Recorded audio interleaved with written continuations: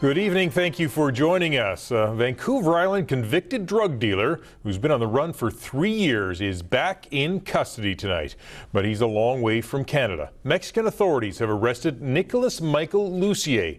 Kendall Hansen has our top story. Can you see the camera, please? When asked to look at the camera, 44-year-old Nicholas Lucier obliges and shows no signs he's about to try and flee this time, as 2 Mexican police officers guard him closely. Mexican police arrested him in Nueva Vallarta, which is 75 kilometers north of Puerto Vallarta, a tourist region where well-known BC drug trafficker Thomas Gibbsy was shot and killed at a busy Starbucks Saturday. Reports say the 2 men knew each other, but Lucier's arrest is unrelated.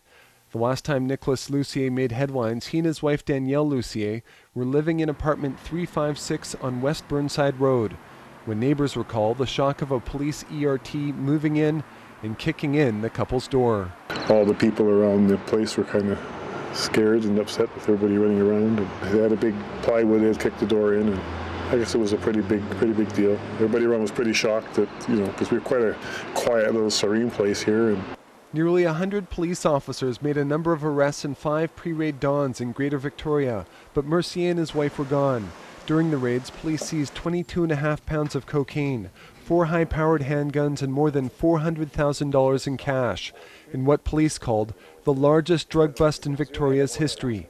Police then issued a Canada-wide warrant for Mercier's arrest. These criminals know no boundaries, right? They don't stop at the borders. The Lower Island is one big region, and the drug traffickers see it that way.